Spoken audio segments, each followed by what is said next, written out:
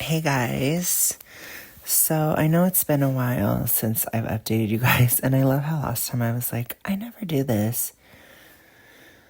But once again, I was just like, I don't want to set everything up tonight. And it's been a lot of the holiday stuff, and family time, and just genuinely resting a bit. I was hella burned out over December. And so it was nice to just actually kind of rest a lot this last week of the year. But as they say, there's never any rest for the wicked. So I am still busy. I am still scheming. The witch hat is still on, always. And basically, post-Christmas, I have finally ceased the added sugar.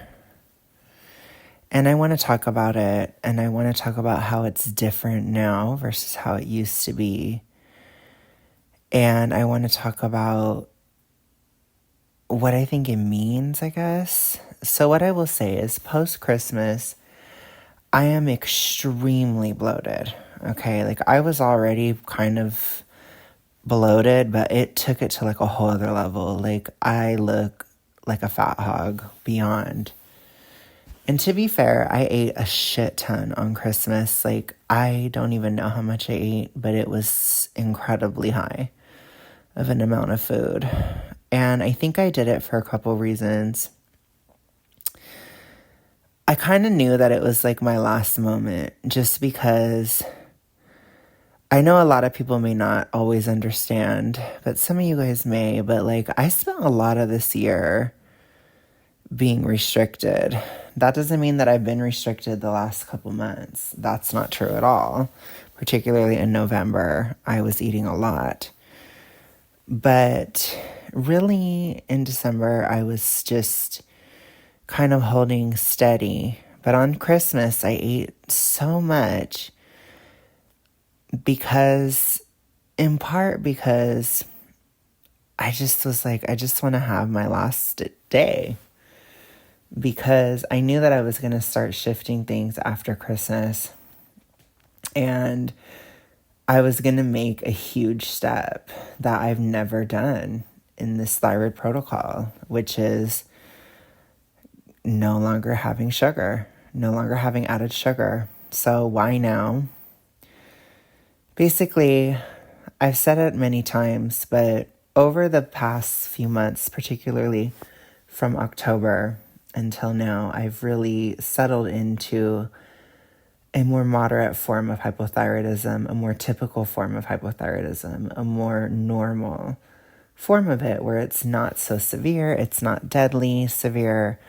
I'm not fearing that I'm going to die, but I'm also not like incredibly suffering at all moments. And as you guys know, this created a literal identity crisis in October, or really it was starting in July, and it went from July until basically December, because I was really coming to terms with the fact that I wasn't going to be incredibly ill anymore, and I didn't know how to handle it. And I've kind of faced that a lot. And I had a lot of hormonal processes, particularly between October and December.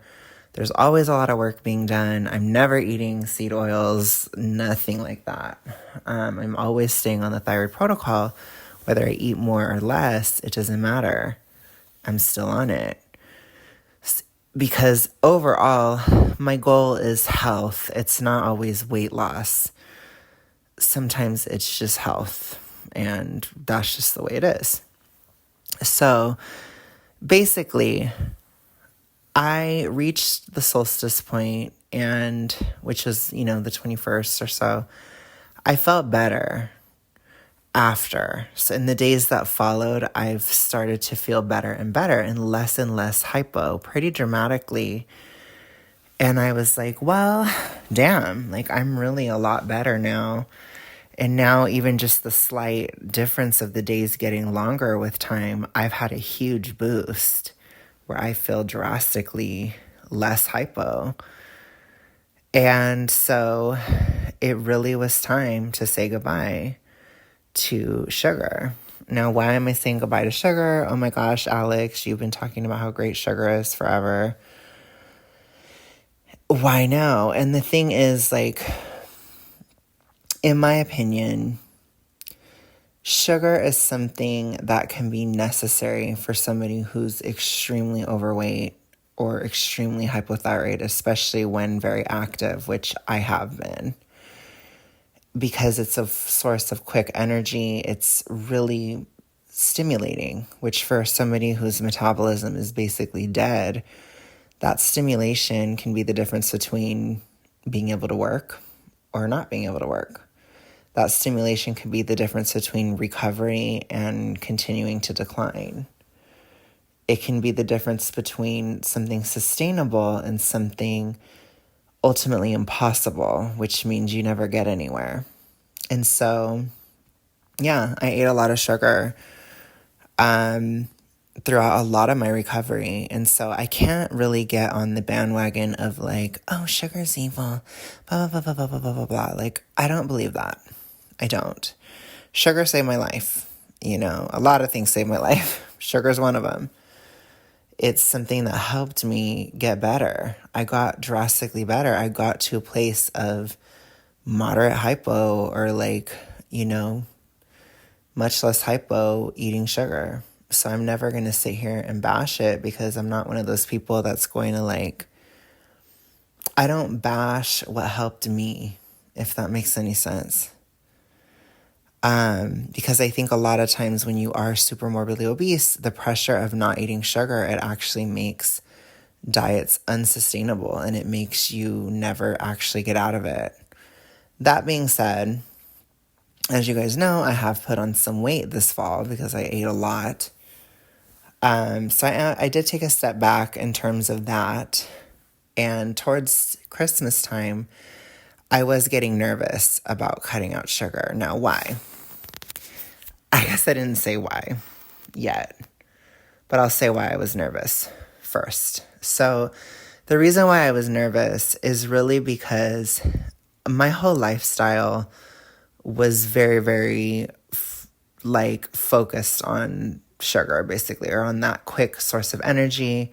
It was a major part of my daily routine. It was something that I would take part in pretty much every day to keep going and to continue to recover. Now, I went through hella intense, mental health changes in 2023. I went through serotonin shifts that were just so horrible, but also things that really needed to happen. I had always felt that way. These mental health struggles, these weird feelings, this weird identity problem. Every single time I had tried to lose weight, which I've talked about in other health update videos, like the one that's called the serotonin barrier, I've always had that barrier. And through the power of sugar and just staying off those seed oils and exercising and doing all the things I needed to do to get better, I got past it this year. And I can honestly say at this point, the identity crisis is completely concluded. I feel completely fine mentally, and I'm okay to move forward. So I was just nervous because through that process of recovery, my lifestyle was a certain way. And if I were to cut out added sugar, my entire diet and lifestyle would have to change. And there's a couple reasons why that's difficult. Number one, it's just hard to change your lifestyle anyways. Of course, it's still within a prothyroid umbrella, but cutting out sugar, not having candy anymore, not having, anything with added sugar. I'm not having yogurts with sugar in them. I'm not having coffee with sugar in it anymore. I'm talking it's done. The added sugar is over. And I think it's just a matter of a lifestyle change and a need for this to, no longer be a thing because I'm not severe. I'm not deathly ill anymore. It's not necessary. And so that aspect is really difficult when you have to cut out this huge part of your diet and completely change everything. And I have to rethink everything. I have to do all my meals differently. I have to do all this differently. And I've caught myself like going to buy candy and it's like, no, it's done. Or wanting to put sugar in coffee, no, it's done. Like wanting to do certain things and it's like, no, this is not what I'm doing anymore. I have to create an entire new framework, an entire new lifestyle. Even if it's within a pro-thyroid umbrella, I still have to change my lifestyle. It's time to move forward. So the other reason why I'm nervous is that, to be fair, like I really do have some kind of dieting trauma. I know that sounds ridiculous and kind of so fat acceptancy, so cringy, but I have some diet trauma. Like when I feel like when I'm cutting out sugar, I feel very, very, very, very, very restricted. Okay, so there is definitely a huge aspect mentally where cutting out sugar feels extremely restrictive to me. And that's difficult on an emotional level just because I have some dieting trauma. When I was keto, I got so much less healthy when I was keto. It was one of the things that pushed me towards almost dying in 2020. It was my being keto in 2018 and 2019. That helped set me up for that. It was a horrible diet. I will never do it again. I will never advocate for it in my entire life. It is the most hypothyroid, horrible diet. Horrible. It like I said, it was just horrible. I remember when I was doing it, my mental health just kept getting worse and worse and worse and worse and worse, like every single month. And I was becoming more and more insane and getting more and more hypo and more ill. And it just kept getting worse. And I just remember thinking like, I'm listening to people. I'm not eating the carbs. I'm doing what I'm supposed to do. Why am I not feeling better? Why am I not feeling better? So sometimes I think when we have to take steps, when we're very obese or super morbidly obese, which again, I never got out of that this year, unfortunately, but I do think it will happen next year. When we have to take a step forward in our diet, it can feel like those past diets. It can feel like a traumatic response and a trigger where it feels very scary and it feels like, oh my God, oh my gosh, what am I going to do? What's going to happen to me? Or am I going to have the same experience? Like when I was keto, I felt so horrible on a daily basis. And it's like I was so adrenal. I was running on adrenaline all the time. Like I could literally feel my lower back hurting. Like in my kidneys, I could feel the adrenaline pumping. It was horrible. I couldn't sleep. I remember like I literally would not be able to sleep at all. Like you just lay in bed for hours every night because my adrenaline was going too much. I couldn't sleep. Everything broke down. It was hard. It was horrible. And so when I think of cutting sugar, I think of all these feelings and all this specific trauma. I bet that there are probably some ex-vegans out there that probably feel the same way if they were to ever, reduce fat or something. They probably would feel the same way.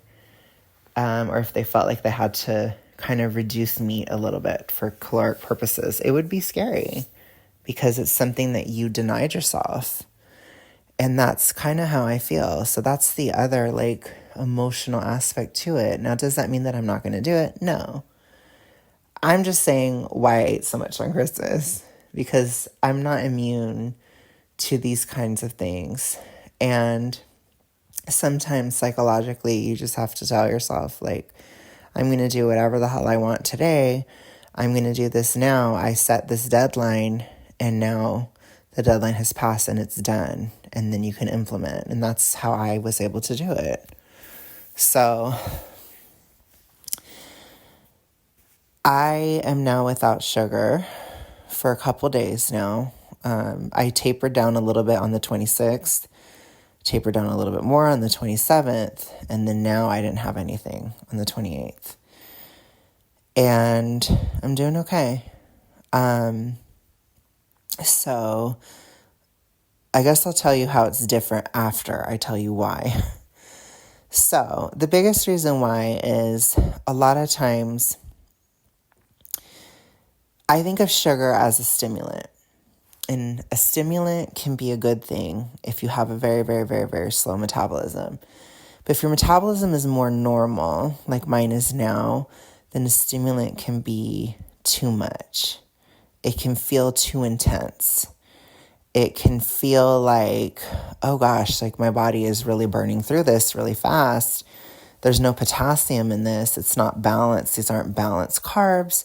And my body is absorbing all of it very effectively and very quickly. And it can feel too intense. It can cause you to feel, even restless, right? If you think of a stimulant as causing restlessness or any of these other things, it's also causing a lot more hunger. And I was starting to experience that where sugar was just not satisfying anymore. And I think that's probably the biggest reason why I'm not having it anymore, because it just isn't scratching the itch anymore, which is why I get so frustrated when people say, oh, well, sugar's addictive and sugar's like a drug and sugar's this and sugar's that. It's like, it really isn't. I think what it is that your body is probably messed up on seed oil consumption. It's probably messed up on all these different factors where your body's not absorbing it properly and it's not able to use it properly. So it's kind of like throwing the baby out with the bathwater.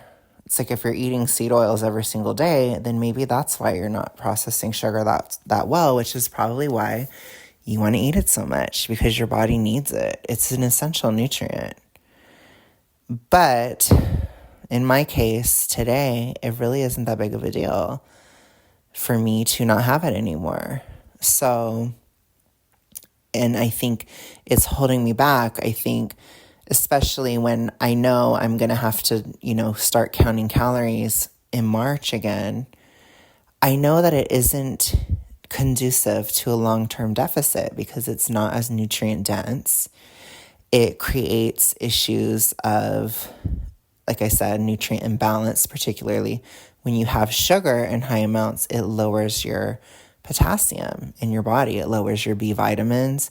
Your body has to use a lot of nutrition to process that sugar. So it can be kind of inefficient, especially within a caloric deficit, which as I was getting smaller, my caloric deficit was getting smaller. And so it was starting to get to a point where to eat that sugar, it was becoming very unbalanced of a diet because it's difficult. And it wasn't always like that. When I was mega huge, it wasn't like that. I had enough calories to have the candy and the fruit. Then it started to become, well, I can't have the fruit because I want to have the candy. Well, that works until it doesn't. That works until you hit a wall, until you hit nutritional walls, until you start having issues, your fat storage, the vitamins and stuff, it's just not, there's nothing left. And so I think it worked until it didn't. My nutrient stores got depleted. I was not having enough nutrition within a deficit. And so I got extremely hungry in November. And that's really the biggest issue. What people don't want to accept is that what works at one point in your journey will likely not always work. And I think that's why a lot of times people give up. I think this is a huge reason why. Also, when people do experience weight gain, they give up entirely. I'm not giving up. This is just another step in the overall war, the overall battle that is going on. I'm not worried. And again, it's like one of those things too, especially talking online, you say this and people think, oh my gosh, you're just quitting, or oh my gosh, you're just this, you're just that, because it happens so many times. So it's like, I have my dieting trauma, you guys have watching fat people try to do dieting trauma, you know? And so it's like people, I feel like, can't always see it for what's really happening, where for me, it is just another step. It's just another phase of an overall 3-year journey almost in March. You know, my weight is not the top priority. My top priority is the health. It's getting over hypothyroidism, getting to a better place, which of course weight loss is a huge part of that process and it needs to occur. So, point being, I'm not having it anymore because ultimately I don't need it anymore. And I think this protocol and really looking at your journey, it requires you to have radical self-honesty and really be able to tell yourself, like, hey, can I cut this out now? Or can I move forward now? Yeah. And why do I need to? Because a high sugar diet is not conducive within a deficit. It's not something that you can do a long-term deficit in. So you can do it until you can't, and then you got to switch. You got to switch it up. And that's what I've been doing. I'm now switching it up. And so I'm really focusing on just changing my lifestyle this winter and really just creating an entire new framework, an entire new diet, or an entire new, I guess lifestyle is a better way of saying it.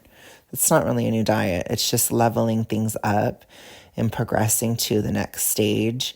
Because then when I am ready to count calories again towards March, towards spring, I will probably be able to continue counting until it's done at that point. You know, I'll have reached a state of stability. I've noticed this winter, it doesn't feel that bad. This winter feels like last spring. And that's major. That's a huge deal. So that means that the seasonal aspects are starting to fade away, and this probably won't happen next year at all. I was so much better this December. I was so much better.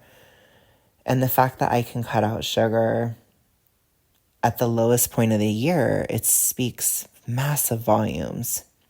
So now let's talk about what makes this time of quitting sugar different than previous times, even within this thyroid protocol. So basically, I got through that serotonin thing this year, and it's over. How do I know it's over? Because I cut sugar. I don't have any mental health issues whatsoever. I feel exactly the same. I'm not picking fights with anybody in my life. I've been completely fine, like in regards with my mom, like not fighting at all, totally stable. And I feel like absolute crap. Like I really do. Like, of course, I think there's a lot of, bacteria die off and stuff when you make such a massive shift. And there's just a lot of things that occur when you cut a sugar that much. I think also fat burning starts to span up, and then you become a little bit more hypo, and it's all these different things. Like I felt sore all over my body.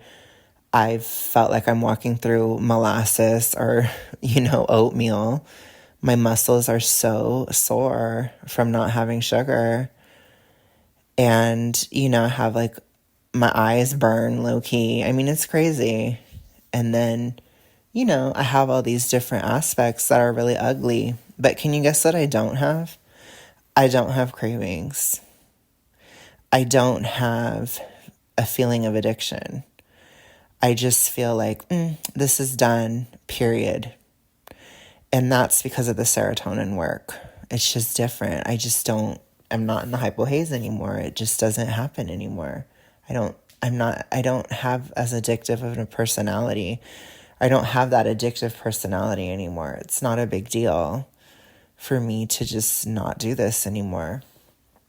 So, yeah, being able to stay stable, being able to stay mentally stable, emotionally stable, and relationally stable with people in my life, even if people have been at times antagonistic towards me, I still can maintain my peace and my calm, even with cutting out sugar. And that is completely unprecedented in my entire life. There is a huge reason why a lot of us go back. It's because we need it at the time. But I can assure you, if I'm not really craving it, if I don't have any mental health issues or, inability to function with other people anymore or have weird serotonin reactions and weird shit going on when I'm cutting out sugar, like even last year when I would try to go without sugar, I would get so depressed when I wasn't eating sugar. And it's because my metabolism was too slow. So I wouldn't eat it and I would feel like absolute crap. Like depression wise, I'd get so depressed. And there was a lot of depression this year. And it's an issue that I faced and got past. And so now it's like, oh yeah, I'm fine. I'm totally fine.